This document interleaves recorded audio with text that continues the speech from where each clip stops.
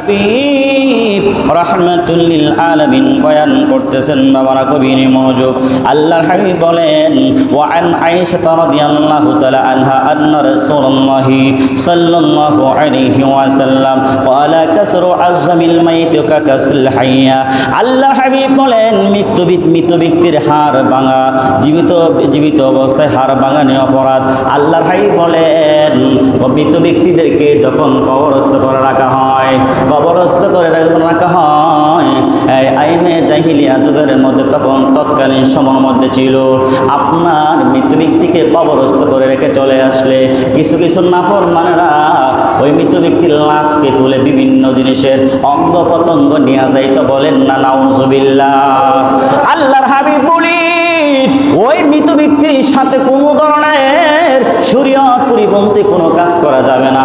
ওই সমস্ত কাজ করা বিলকুল হারাম। বলেন আল্লাহু আকবার। এই জন্য আল্লাহর হাবিব আমাদেরকে এলান করে দিয়েছেন, ও মৃত ব্যক্তির সাথে কোনো বেয়াদবি করা চলবে না।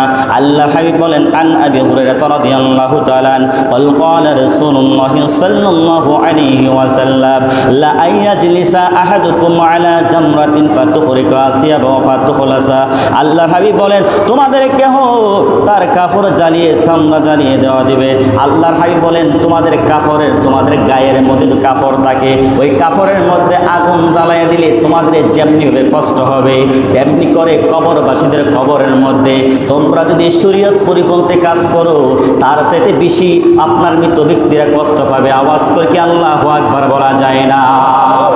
এই এলাকার মধ্যে অনেক কবরস্থান আছে না নাই? বলেন, এই কথা বলেন, আছে না নাই? এই সমস্ত আমার সকল বাবা ভাইদেরকে বলবো যে যাদের অনেকে বাড়ির পেছনে কবরস্থান আছে, আপনারা নিজ দায়িত্বে আপনারা দেওয়াল না দিতে পারেন, বাঁশের বেড়া দিয়া সুন্দর করে হেফাজত করে রাখবেন, যাতে করে গরু ছাগল বকরি না ঢুকতে পারে, কোনো মানুষ যখন চলাফেরা না করতে পারে, হাঁটাহাঁটি না করতে পারে, প্রস্রাব পায়খানা না করতে পারে। এটা হচ্ছে মৃত্যু ব্যক্তির আওলাদের জন্য একটা আবশ্যক কাজ, অপরিচিত কাজ। বলেন আল্লাহু আকবার। এই জন্য বাজান আল্লাহর হাবিব বলেন, ওয়া আন আব্দুল্লাহ ইবনে আব্বাস রাদিয়াল্লাহু তাআলা ক্বাল ক্বালা রাসূলুল্লাহ সাল্লাল্লাহু আলাইহি ওয়াসাল্লাম মাল মাইতি ফিল কবর ইল্লা গাল খারিকিল মুতাগাউবিস। আল্লাহর হাবিব রাহমাতুল লিল আলামিন বয়ান করতেছেন, নবী করিম সাল্লাল্লাহু আলাইহি ওয়াসাল্লাম বলেন, মৃত ব্যক্তি কবরে ডুবন্ত সাহায্য প্রার্থীর মানুষের মতো। বলেন না আল্লাহু আকবার। মৃত ব্যক্তি হইল ডুবন্ত সাহায্যকারীর ব্যক্তির ন্যায়। সমুদ্রের মধ্যে যদি আপনার লঞ্চ যদি ডুবে যায়, এমতো অবস্থায় মানুষ লঞ্চে ডুবে যায়, তখন মানুষ একটা নিরাশার হয়ে যায়। বাজান সাহায্য করার মতো কেউ থাকে না। সাহায্য করার মতো যদি কেউ থাকে, তাহলে বাঁচা সম্ভব। কথা বলেন ঠিক কিনা? আল্লাহর হাবিব বলি, কেন নবীজি কবর জিয়ারতের কথা বললেন? কেন বেশি করে কবর জিয়ারতের কথা আল্লাহর হাবিব ওয়াজ করলেন? এই জন্য আল্লাহর হাবিব বলেন, মৃত ব্যক্তির কবর ডুবন্ত সাহায্য প্রার্থীর মানুষের মতো।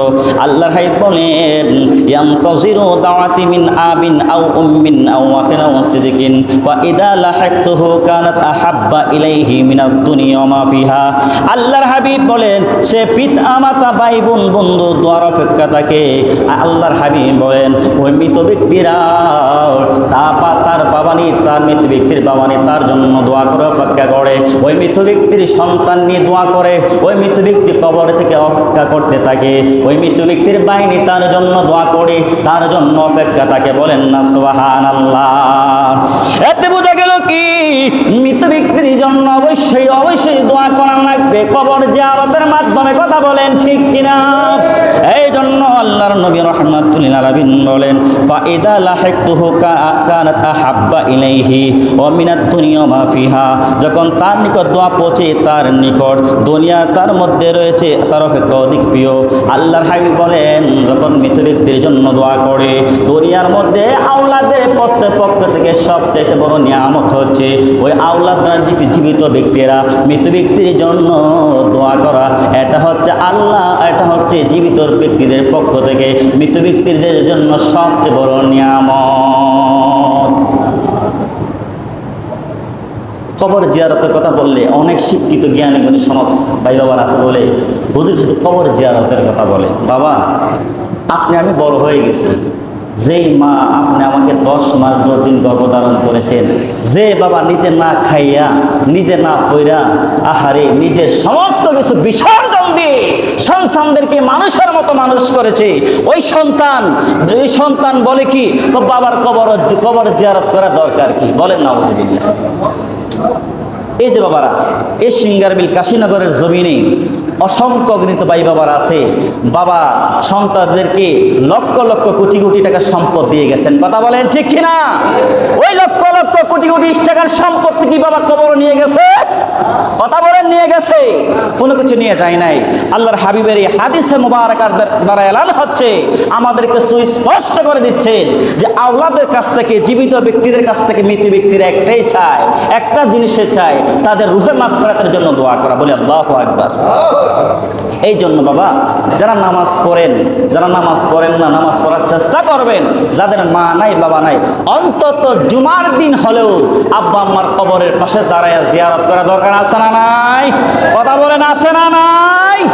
ওই হক সন্তানের পক্ষ থেকে বাবার জন্য জিয়ারত করে দোয়া করা সন্তানের দায়িত্ব আছে না নাই? বলেন, কথা বলেন আছে না নাই? ওয়াজ কিছু আমলে নিতে হবে। আল্লাহ পাক রব্বুল আলামিন আমাদের সবাইকে যেন তৌফিক দান করে, সকলে বলে আল্লাহুম্মা আমিন। বাবার গভীর মনোযোগ। আল্লাহর হাবিব রাহমাতুল লিল আলামিন বলেন, মৃত ব্যক্তিদের জন্য দোয়া করলে কেমন হবে? আল্লাহর হাবিব বলেন, ওয়া ইন্নাল্লাহ আযজা ওয়া জাল্লা লা ইউদখিলু আলা আহলিল কবর মিন দুআহিল আরদি ওয়া ইনসারিল জিবাল। আল্লাহর হাবিব রাহমাতুল লিল আলামিন বলেন, কেননা মহান আল্লাহ দুনিয়াবাসীর দোয়া কবরবাসীদের নিকট পাহাড়ের নেই প্রবেশ করান। বলেন সুবহানাল্লাহ। জীবিত ব্যক্তিরা যখন দোয়া করে পাহাড়ের সমপরিমাণ তার কবরের মধ্যে প্রবেশ করান, তার জন্য রুহানি ভাবে দোয়া করা হয়। বলেন না আল্লাহু আকবার। আল্লাহর হাবিব বলেন, ওয়া ইন্না হাদিয়াল আহইয়া ইলাল আমওয়াতিল আস্তাগফারু ওয়া লাহুমুস সাদাকাতু আনহুম। আল্লাহর হাবিব বলেন, মৃতদের জন্য জীবিতদের হাদিয়া হলো তার মৃত ব্যক্তির পক্ষ থেকে দান খয়রাত করা, সদকা করা, তাদের জন্য কবর জিয়ারত করে দোয়া করা। বলেন সুবহানাল্লাহ। ওই মৃত ব্যক্তিদের জন্য হাদিয়া হলো ওই মৃত ব্যক্তিদের জন্য আল্লাহর রাস্তায় দান খয়রাত করা, ওই মৃত ব্যক্তিদের জন্য কবরে জিয়ারত করে দোয়া করা। এটা হলো জীবিত ব্যক্তিদের পক্ষ থেকে মৃত ব্যক্তিদের জন্য হাদিয়া। আওয়াজ করে কি বলা যায় না বাজান? সুবহানাল্লাহ। আল্লাহর হাবিব রাহমাতুল লিল আলামিন বলেন, ওয়া আন আব্দুল্লাহ ইবনে মাসউদ রাদিয়াল্লাহু তাআলা আন্না রাসূলুল্লাহ সাল্লাল্লাহু আলাইহি ওয়াসাল্লাম ক্বালা কুনতু নাহিতুকুম আন জিয়ারাতুল কবর ফাযুরুহা। আল্লাহর হাবিব রাহমাতুল লিল আলামিন বয়ান করতেছেন, আমি তোমাদেরকে কবর জিয়ারত করতে নিষেধ করেছিলাম। এই হাদিসে মুবারকার মধ্যে আসছে, হযরত আব্দুল্লাহ ইবনে মাসউদ রাদিয়াল্লাহু তাআলা আনহু বলেন, আমার নবী প্রথম পর্যায়ে কবর জিয়ারত করতে নিষেধ করেছেন। কেন? আল্লাহর হাবিব যখন মক্কা থেকে মদিনা শরীফ হিজরত করে গেলেন, দেখা গেল কবরস্থানের মধ্যে আপনার মুসলমানদের কবর ছিল, ইহুদিদের কবরও ছিল, বেদুর্মীদের কবরও ছিল। আল্লাহর হাবিব রাহমাতুল লিল আলামিন বলেন, আন-নাহিয়াতু আন জিয়ারাতুল কবর, তোমরা কবর জিয়ারত করিও না। আল্লাহর হাবিব বলেন, তোমরা কিছুদিনের সাময়িক সময়ের জন্য কবর জিয়ারত করা বন্ধ ছিল। তারপরে আল্লাহর হাবিব বলেন, ফাযুরুহা, তোমরা কবর জিয়ারত করে। বলেন সুবহানাল্লাহ।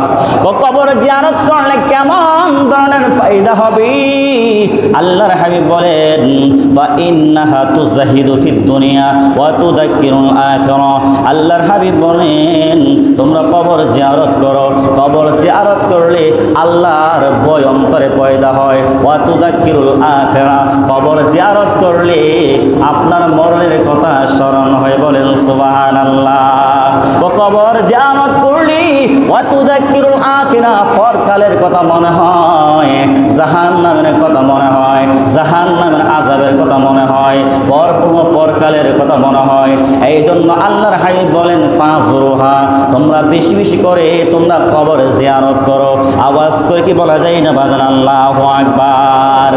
আরেকটা হাদিস বলবো, যে হাদিসটা তিরমিজি শরীফের মধ্যে বাজান আসছে, যে তিরমিজি শরীফের মধ্যে আসছে, তিরমিজি শরীফের প্রথম খণ্ডের আপনার 1053 নম্বর হাদিস মুবারাকা। ওয়ান আব্দুল্লাহ ইবনে আব্বাস রাদিয়াল্লাহু তাআলা আন মাররান নবী সাল্লাল্লাহু আলাইহি ওয়াসাল্লাম বিকবরিল বিল মাদিনাতি ফাআকবালা আলাইহিম বিওয়াজিহা। বলেন মারহাবা।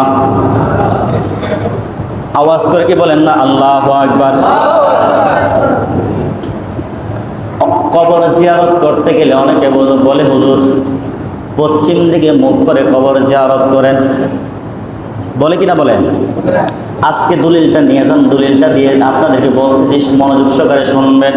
আল্লাহর হাবিব বলেন, নবীর চাচা আব্দুল্লাহ ইবনে আব্বাস রাদিয়াল্লাহু তাআলা আনহু, যিনি ছিলেন সমস্ত মুফাসসিরদের সরদার, বলেন মারহাবা। উনি বলতেছেন, আল্লাহর হাবিব রাহমাতুল আলামিন বয়ান করতেছেন, বিকবরিন বিল মাদিনাতি ফাকবালা আলাইহি। হযরত আব্দুল্লাহ ইবনে আব্বাস রাদিয়াল্লাহু তাআলা বলতেছেন, নবী যখন মদিনা শরীফে অবস্থান করেছিলেন, মদিনা শরীফে কবরের পাশ দিয়ে হেঁটে যাচ্ছিলেন, অতিক্রম করতেছিলেন। ফাআকবালাইহা আলাইহিম বিওয়াজহি। আল্লাহর হাবিব রাহমাতুল্লাহ আলাইহিন আপনার কবরের দিকে মুখ করে দাঁড়ালেন, আপনার কিবলাকে পিছনে রেখে। ফাআকবালা আলাইহিম বিওয়াজহি। আল্লাহর হাবিব আপনার কিবলাকে পিছন দিয়ে, আপনার কিবলাকে পিছন দিয়ে কবরকে সামনে নিয়ে মুখ করে দাঁড়ালেন। বলেন আল্লাহু আকবার। কিবলা পাঁচ প্রকারই। কিবলা কয় প্রকার? পাঁচ প্রকার। এটা অন্যদিন আলোচনা করবো, আজকে আলোচনা করবো না। বাজান গভীর মনোযোগ, এই জন্যে বাজান গভীর মনোযোগ, জানারও শেষ নাই, বোঝারও শেষ নাই রে বাবা। এই জন্য বাজান গভীর মনোযোগ। আল্লাহর হাবিব রাহমাতুল আলামিন মদিনা শরীফের মধ্যে অতিক্রম করতেছিলেন, রাস্তার পাশে আপনার কবরস্থান পাইলেন, কবরের দিকে মুখ করে দাঁড়ালেন, দাঁড়ানোর পরে কবরকে সালাম দিলেন। ফাকালা আসসালামু আলাইকুম আহলাল কবর ইয়াগফিরুল্লাহু লানা ওয়া লাকুম। বলেন মারহাবা। নবীজি কবরের দিকে মুখ করে দাঁড়ালেন, সালাম দিলেন, আসসালামু আলাইকুম আহলাল কবর ইয়াগফিরুল্লাহু লানা ওয়া লাকুম। বলেন মারহাবা। এত বোঝা গেল কি, কবরকে দেখলে প্রথমে কবরের কাছে যাবেন, যে এই কবরের দিকে মুখ করে দাঁড়াতে হবে, কিবলাকে পেছন দিয়ে, আপনার কিবলাকে পেছনে রেখে, পেছন দিয়ে কবরকে সামনে দিয়ে। আওয়াজ করে বলেন, যখন কবরের মধ্যে লাশ কবরস্থ করে রাখা হয়, আপনার লাশটাকে কোন দিকে মুখ করে দেওয়া হয়? কিবলামুখী। বলেন মারহাবা। লাশটার কিবলা পশ্চিম দিকে। কথা বলেন ঠিক কিনা? কবর মানে গর্ত। কবর মানে কি? যে লাশ গর্তের মধ্যে রাখা হয় তারে কবর বলে, ঠিক কিনা? জিয়ারত অর্থ সাক্ষাৎ করা, দেখা করা। এখন বলেন, জিয়ারত মানে দেখা করলে কি সামনে দিয়ে দেখা করবেন নাকি পেছন দিয়ে দেখা করবেন? সামনাসামনি মুসাফা করে নাকি পিছন দিয়া মুসাফা করে? কথা বলেন না।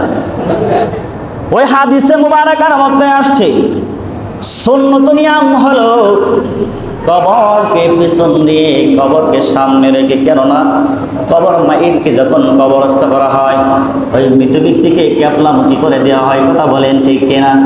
কবর জিয়ারত অর্থ হচ্ছে কবর সাক্ষাৎ করা, কবরের সাথে দেখা করা, সাক্ষাৎ করা। আপনি তো সাক্ষাৎ করবেন পিছন দিয়া না সামনে দিয়া। কথা বলেন ঠিক কিনা? এই জন্য বাদান গভীর মনোযোগ।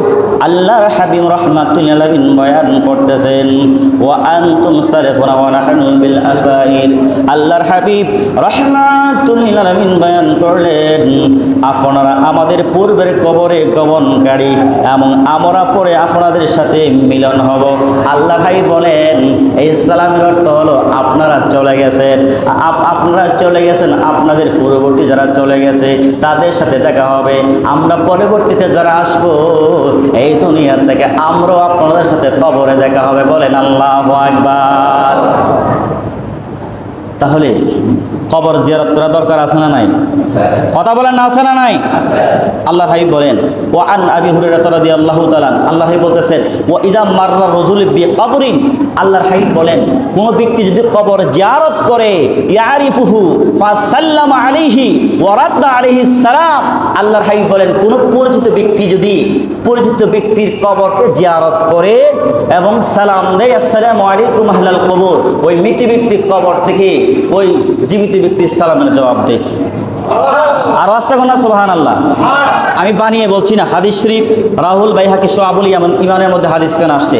আল্লাহ হাবিব বলতেছেন ওয়ারাদ আলাইহিস সালাম ও আরাফা, ওই পরিচিত ব্যক্তির কবর জিয়ারত করলে, সালাম দিলে, ওই ব্যক্তির জন্য দোয়া করলে, সালাম দিলে সালামের জবাব দিবে, এবং দোয়া করলে মৃত ব্যক্তিও কবরবাসীদের কবর থেকে ওই জীবিত ব্যক্তির জন্য দোয়া করবে। বলেন না সুবহানাল্লাহ। আল্লাহ হাবিব বলতেছেন ওয়া ইদা মাররা বিকবরিন লা ইয়ারিফুহু ফাসাল্লামা আলাইহি ওয়া রাদ্দা আলাইহিস সালাম। আল্লাহ হাবিব বললেন যারা অপরিচিত ব্যক্তির যে কবর জিয়ারত করে যদিও সে না চিনে, ওয়া রাদ্দা আলাইহিস সালাম, ওই মৃত ব্যক্তি কবর থেকে অপরিচিত ব্যক্তির সালামের জবাব দিয়ে। বলেন সুবহানাল্লাহ। মৃত ব্যক্তি কথা কইতে পারেনি, মৃত ব্যক্তিকে দুনিয়ার মানুষের কথা বলতে পারবে না, কিন্তু আল্লাহ পাক তাদেরকে রুহানিভাবে একটা পাওয়ার দিয়েছেন। ওই মৃত ব্যক্তিকে কবরের সালাম দিলে জীবিত ব্যক্তির সালাম দিলে মৃত ব্যক্তি ওই জীবিত ব্যক্তির সালাম দিবে কবর থেকে নাকি দুনিয়ার থেকে। কন না আপনাদের কষ্ট হইতেছে মনে হয় না? এগুলো আমাদের দরকার কিনা বলেন? আলোচনা দরকার নেই। কবর জিয়ারত তো নাই, নামাজ পড়বেন, আব্বা যাদের মা নাই, বাবা নাই, আপনজন নাই, তাদের জন্য কবর জিয়ারত করবেন, দোয়া করবেন, নিজেরও ফায়দা হবে, কবরবাসীদের ফায়দা হবে। কথা বলেন ঠিক কিনা? আল্লাহর হাবিব রাহমাতুল আলামিন বয়ান করতে শেষ করে দিচ্ছে মান যারা কাবারা আবাহি ওয়াহাদাহুমা ওয়া ফি কুল্লি জুমআতিন গুফিরা লাহুমা কুতিবাত বাররান। আল্লাহর হাবিব বলতেছেন যাদের মা নাই, বাবা নাই, ওই সমস্ত সন্তানরা যেন প্রতি জুমাবারে বাবার কবর জিয়ারত করে। যদি বাবার কবর জিয়ারত করে ওয়া জুমআতিন গুফিরা লাহু, আল্লাহর বলেন ওই সন্তান যদি বাবার কবর জিয়ারত করে, তাহলে কবর জিয়ারতের বদৌলতে ওই তার বাবার জীবনের तमाम জিন্দেগীর গুনাহ আল্লাহ মাফ করে দিবেন। দরকার আসেনি? যদি দরকার হয়, আব্বা আম্মার প্রতি মায়া হয়, তাহলে কবর জিয়ারত করবেন। আল্লাহ পাক রব্বুল আলামিন আমাদের সবাইকে যেন এই কোরআন সুন্নাহ অনুযায়ী সালাম মতো যেন আল্লাহ পাক তৌফিক দান করে, সকলে বলে আল্লাহুম্মা আমিন। বিশেষ করে এই জুমা হচ্ছে শেষ জুমা, এই আপনার আরবি মাস শেষ, সামনে আসছে মুহররম মাস। আমাদের মা বোন যারা অনেকে আছে 10 রোজা রাখে। আল্লাহ বলছেন যে সাহাবা কেরাম বলতেছেন তো দেখছি মুহররম মাস আসতে আল্লাহর হাবিব পুরা মাসই নফল রোজা রাখতেন। বলেন আল্লাহু আকবার। যে সমস্ত মা বোনেরা আপনার 10 রোজা রাখতে চায় তাদেরকে বলবেন 10 রোজা রাখার জন্য। যারা 10 রোজা রাখা সম্ভব যদি না হয়, আপনার 9 তারিখ 10 তারিখ 2টা রোজা রাখবেন ইনশাআল্লাহ। সামনে জুমা মুহররমের গুরুত্ব ফজিলত নিয়ে বয়ান করব। আল্লাহ পাক রব্বুল আলামিন আমাদের সবাইকে যেন তৌফিক দান করে, সকলে বলে আল্লাহুম্মা আমিন। এই বলে আমার সংক্ষিপ্ত আলোচনা শেষ করে দিচ্ছি। ও আখিরি দাওয়ানা আলহামদুলিল্লাহি রাব্বিল আলামিন।